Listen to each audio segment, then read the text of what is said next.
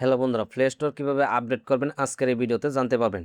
তো বন্ধুরা, মোবাইল তো সবাই চালায়, কিন্তু অনেকেই জানে না প্লে স্টোর কীভাবে আপডেট দিতে হয়। আবার অনেকেই প্লে স্টোরটা আপডেটই দেয় না।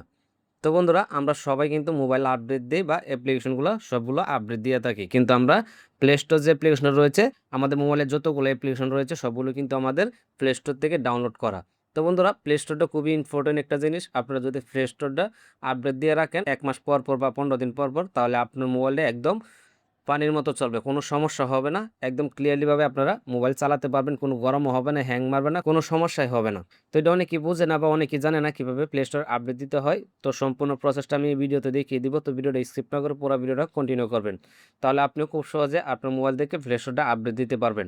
তো কীভাবে প্লে স্টোরটা আপডেট করবেন চলুন আপনাদেরকে প্র্যাকটিক্যালি দেখিয়ে দিই। তো ফার্স্ট অফ অল আপনি জায়গায় যে করবেন, আপনাদের মোবাইলের গুগল প্লে স্টোরটা ওপেন করে নেবেন। তো আমি ওপেন করে নিচ্ছি। ওপেন করার পর দেখতে পাবেন উপরে জিমেলের লোগো রয়েছে, আপনারা লোগোতে ক্লিক করে দিবেন।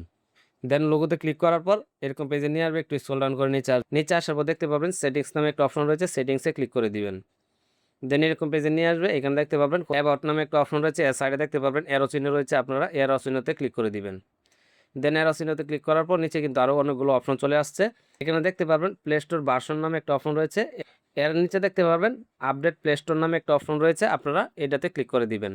এটাতে ক্লিক করার পর আবার আপনারা এখানে ক্লিক করে দিবেন। এরপর দেখতে পারবেন আপনার প্লে স্টোরটা আপডেট হয়ে যাবে। এরপর কিন্তু আরেকটা সেটিং রয়েছে, এটা খুবই গুরুত্বপূর্ণ। চলুন এটাও আপনাদেরকে প্র্যাকটিক্যালি দেখিয়ে দিই। তো এটি করার জন্য এখান থেকে ব্যাগে চলে আসবেন। ব্যাগে আসার পর আবার আপনারা এই লোগোতে ক্লিক করে দিবেন। লোগোতে ক্লিক করে দেওয়ার পর একটু স্ক্রল ডাউন করে নিচে আসবেন। এখানে দেখতে পারবেন প্লে প্রোডাক্ট নামে একটা অপশন রয়েছে, এখানে ক্লিক করে দিবেন। দেন এরকম পেজে নিয়ে আসবে, এখানে দেখতে পারবেন স্ক্যান নামে একটা অপশন রয়েছে।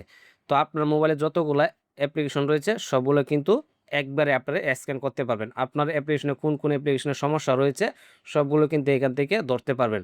যদি কোনো অ্যাপ্লিকেশনে সমস্যা থাকে তাহলে কিন্তু স্ক্যানের মাধ্যমে আপনি দেখতে পারবেন। তো আপনার মোবাইলে কতগুলো অ্যাপ্লিকেশন রয়েছে সবগুলো কিন্তু এখানে দেখতে পারবেন। 98টা অ্যাপ্লিকেশন রয়েছে আমার মোবাইলে। তো এখানে আপনারা একটা একটা করে অ্যাপ্লিকেশন আপডেট করতে হবে না। যদি আপনার মোবাইলে কোনো আদার্স অ্যাপ্লিকেশন থাকে বা সমস্যার কোনো অ্যাপ্লিকেশন থাকে তাহলে আপনারা স্ক্যানের মাধ্যমে দেখতে পারবেন। তো আপনারা জাস্ট এখানে দেখতে পাবেন স্ক্যান নামে একটা অপশন রয়েছে, আপনি এই স্ক্যানে ক্লিক করে দিবেন।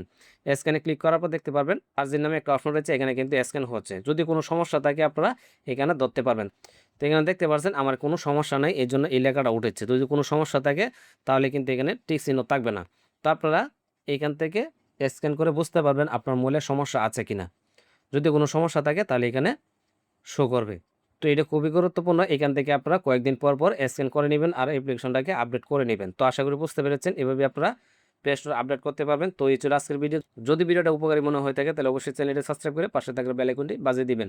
তো ধন্যবাদ, দেখা হবে পরবর্তী কোনো ভিডিওতে। এই পর্যন্ত ভালো থাকবেন, সুস্থ থাকবেন, আল্লাহ হাফেজ।